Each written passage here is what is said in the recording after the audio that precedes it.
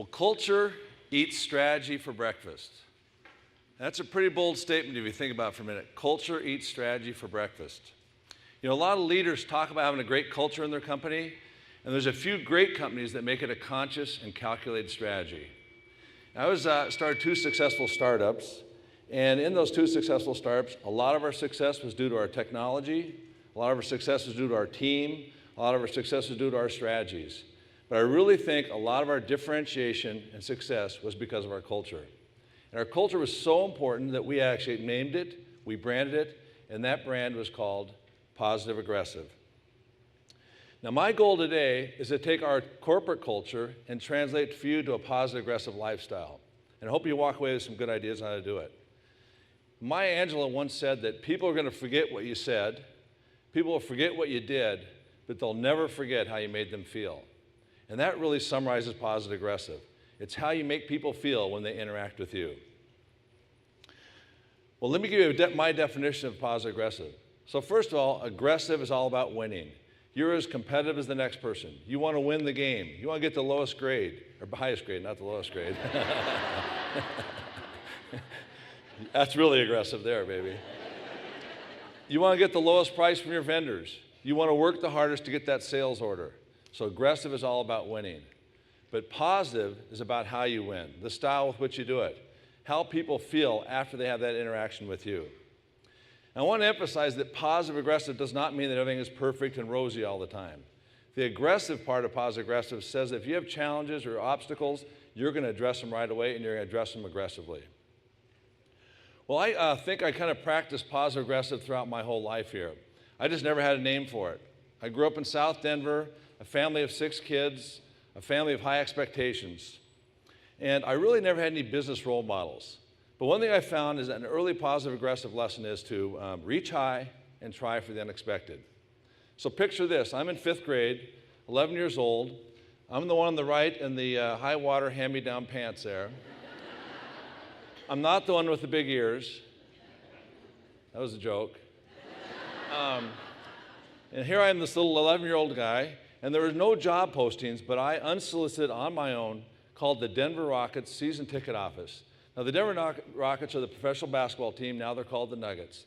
And I told them that I wanted to be their ball boy. Left my name and number, and that was it. Well, imagine the shock on my mom's face when a couple months later, the trainer of the Denver Rockets, Lloyd Williams, called and said he'd like me to be their ball boy. So for 2 years, I would take the number 5 bus into downtown Denver. I'd put on my little ball boy uniform with the shirt went down to my knees because I was so short. And I had the experience of a lifetime in my very first job. Well, the tip for you is to ask, because you just might receive. You may not hit 1,000% on those shots you take there, but you're going to hit 0% if you don't shoot. So ask, you just might receive, and reach high and try for that unexpected. Well, I went to college, went to the University of Northern Colorado. I spent 4 years as a junior high math teacher. Now, how do you like the hair on this first-year teacher here? Pretty good, huh? I wish I had some of the color back there too, baby.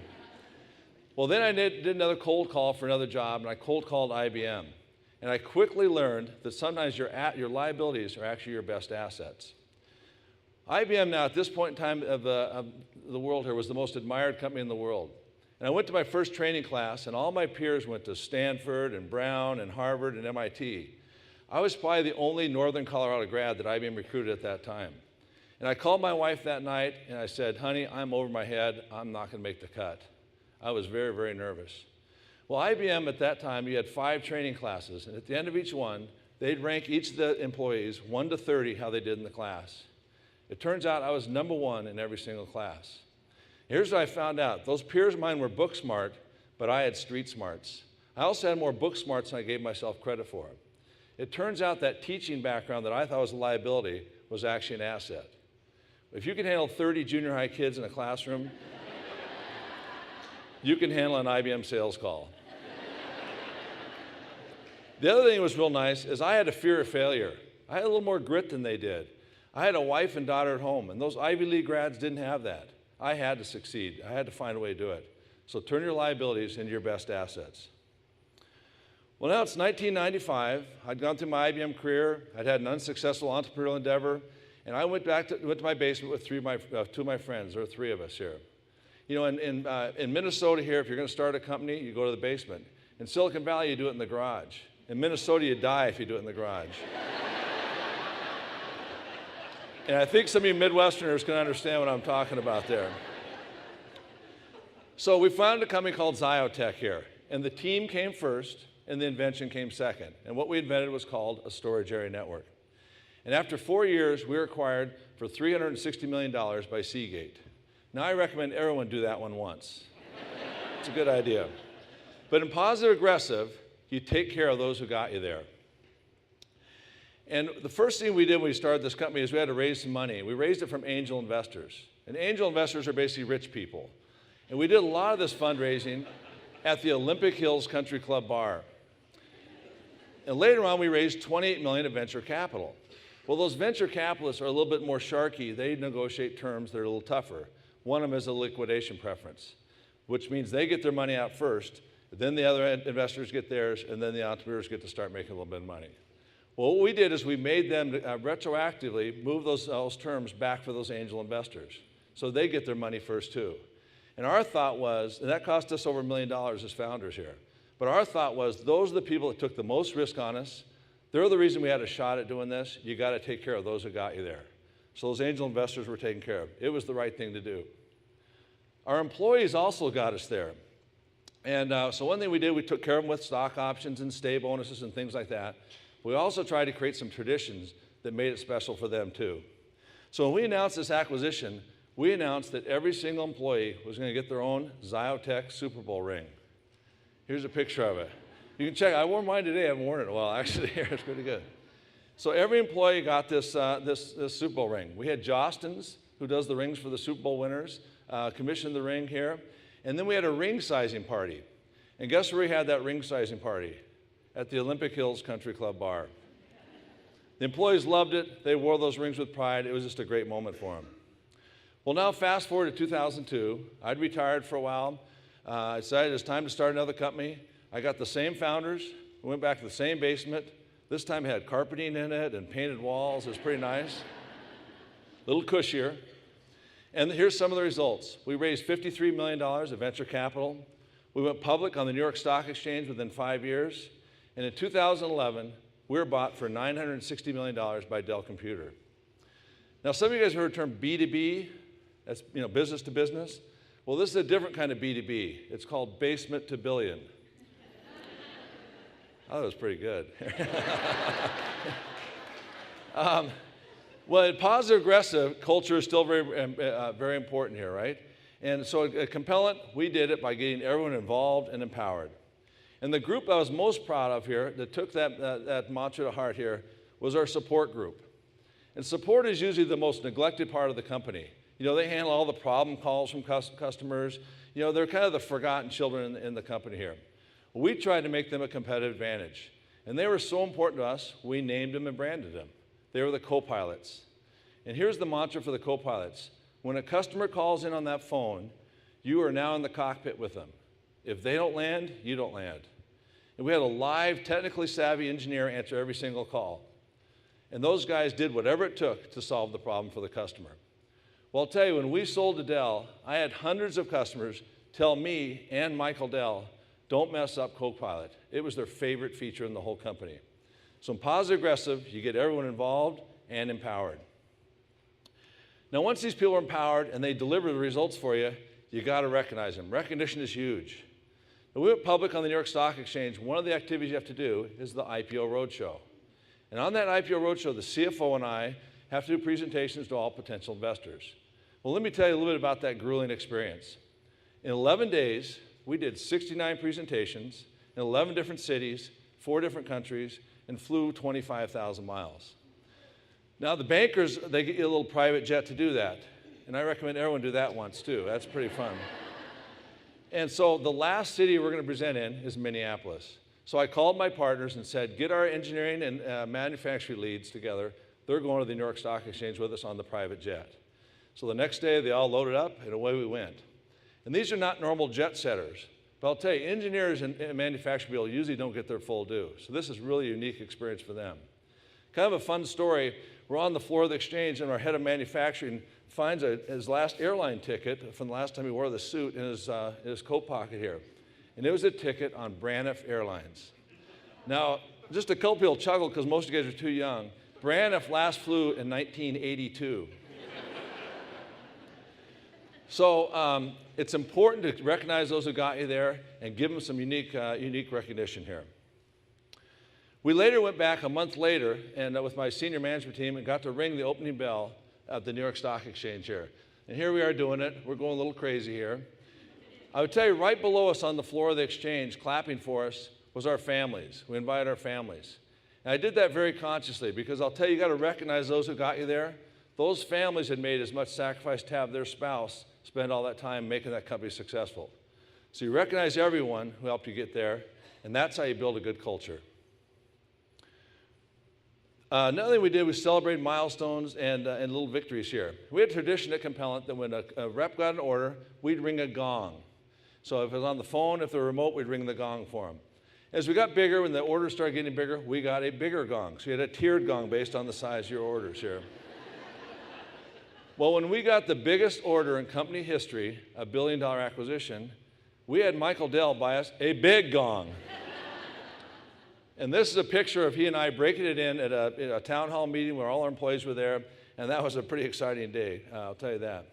Well, traditions are really, really important, and they're important in business, they're important in your personal life, and they're also important in your family life. And I cannot tell you how important it is to create them and nurture them. People remember them. So celebrate those little milestones, and just remember, people worked hard, and occasionally they want to be able to ring the gong. Well, now, let's keep going here. It's also important after you have success to give back. And so if I talk about my life right now, I describe it as 1/3, 1/3, 1/3. So a third of the time I'm doing business stuff on some corporate boards and helping create some new companies. A third of the time I'm having fun. I climb the Inca Trail to Machu Picchu. And a third of the time I'm doing philanthropy. And at the Soran Foundation, positive aggressive applies there too. So what we try to do is invest in what we call trampoline charities versus safety net charities. A safety net charity is going to catch you. And the problem is, though, you got all tangled up in this net and you can't go anywhere, right? A trampoline charity is going to catch you, but it's going to then launch you right back onto a path for success. And a lot of our money is actually going to inner city education right now. I guess you just can't take the teacher out of the teacher out of the teacher there. So to do with some of the success here, it took a lot of risk. I had to live life on the edge a little bit. I mean, just think about it. The positive side, I have 4 kids, no real savings, my salary's going to be 0, and I go to my wife and say, let's start a company in the basement, honey. On the aggressive side, though, you go, I'm going to figure out a way to raise the money. I'm going to find a way to beat the odds and make this thing successful. I love this quote from one of our VCs here, that entrepreneurship is about living a few years of your life like most won't, so you can live the rest of your life like most can't. And I challenge you to change your mindset to an entrepreneurial mindset, a positive, aggressive mindset. Well, that kind of gives you some feel, some of the corporate learnings on this B2B journey, and now I want to personalize it for you. So first of all, as you get started on your positive, aggressive strategy, I recommend you start out on your positivity first. Then go for the aggressive.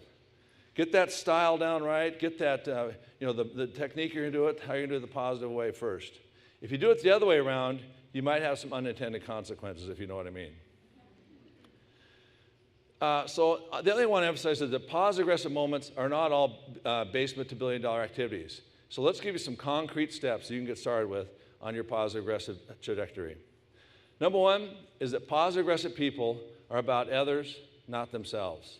Now, Dale Carnegie had a quote that you will find more friends by asking about them in 2 months than you'll get by talking about yourself for 2 years. So every day you have opportunity in the coffee shops, in the elevator, on the cab ride, in the plane, to meet people. And what I encourage you to do is ask them, what's your story? Put that cell phone down, look them in the eye, and ask them what's their story. Don't ask them about the weather, ask something about themselves there. And I encourage you to do this with people that are different than you. So do people with different ages, different sexes, different cultures, and especially different political leanings. You'll be surprised how much more interesting the conversation is with people that are different than you. So try it this next week. Put the phone down, look them in the eye, ask, and then sit back and listen. Number 2, Speak more ands and less buts. You know, I ran a board meeting at the company there. If I had a problem, I always had a potential solution when I presented to the board. And I love people that have solutions to problem ideas here, as opposed to kind of saying, well, we can't get it done. They kind of have an idea of maybe some ways you can pull out of it here. Let me give you an example. Listen to this sentence here. I cannot do calculus because I'm not good at math. Period, end of the sentence. Or let's contrast this with, math is difficult for me, and I just need to spend some extra time if I'm going to be able to succeed in calculus. The ands in sentences make a big difference. It shows you have a way to get out of it. Now, buts are the contrast. Check out this sentence. I want to fix inner-city education, but first we need to fix poverty. Buts just mean you're not up for the task. So replace those buts with ands, and I think you'll start seeing the results follow. Number 3, this is an aggressive move here. Recruit your own personal board of directors. Go find some people you look up to, you respect. You're probably actually afraid to approach them right now. And just ask them this question. Will you be on my personal board of directors? Now, who wouldn't be honored with a request like that? Strategize with them. Get their feedback. Make them make you accountable. And one thing, and you need to change who's on this board of directors as life situations change. Now, one thing I would tell you, that you don't want to make requests of them. They're your personal board of directors, not your personal headhunter. So keep that in mind. So who's on your board of directors? Why don't you start building one today? Number 4, how lucky are you? You know, when I do interviews, I have what I call my 1 to 10 lightning round. And the last question I ask in my 1 to 10 lightning round is, 1 to 10, how lucky are you? Now, when I hear an answer of like 2 or 3, I'm kind of sitting there going, not too positive aggressive here, you know. When I get those 9s or 10s, I get excited. Those are the kind of people I want to hang out with. And I got to tell you that privilege has nothing to do with their answers. I've seen some people with the most toughest personal situations be the most optimistic people. And what I've found is those are the people who are going to make good things happen. So what I challenge you to do is don't talk 10, but start acting like a 10. And my last and final suggestion is going to take some time here for you. And I suggest you do it with your spouse, your partner, or significant others there. And that's to build your own positive aggressive plan. Now, let me teach you how to get started here. And of course, as a math teacher, we're going to start with a hexagon. So draw a hexagon, and each of those 6 vertices, write down the key areas of your life. Professional, family, spiritual and emotional, physical, social, and financial. And just take 1 minute and go over each one and just give yourself an overall grade, 1 to 10. How am I doing in life in each of those areas? And after you do that, you might be interested in some of the results. You might get a skewed hexagon here. And then what you want to do then is to start coming up with 4 to 5 strategies in each of these areas that might impact that grade. And I encourage you on those strategies, some of them make them incremental, ones you can achieve in a short amount of time. Some might be bigger. Let me give you some examples of ones that I did in the past year. For a professional, network with 5 people in the next quarter, and network with them when I don't need anything from them. On the family side, let's do a family activity every Sunday this summer. On the spiritual and emotional side, let's do a family service project in the next quarter. On the physical side, switch from soda to iced tea. Now, I don't know if I had a 3 in one of these grades, but I probably need to get a little more aggressive, but that's all I'm going to do on a 3 grade there, right? Social, go out to dinner with one of my kids' new friends' parents in the next quarter. And on the financial side, cut our expenses by $50 a month and apply it to our car loan. And another one I had once was have $1 million net worth by age 40. Well, I encourage you to start your positive aggressive plan today. And this is something you got to update frequently because things change, you get some things accomplished, grades change, and you need to have different emphasis. Start your positive aggressive plan today. Well, at the end of the day, positive aggressive is all about how'd you make people feel. Just keep thinking about that. How's my interactions with them here? What I encourage you to do is, what is your personal brand? What's your personal strategy? Do you have a name for it? And I encourage you to start going positive aggressive today. Thank you very much.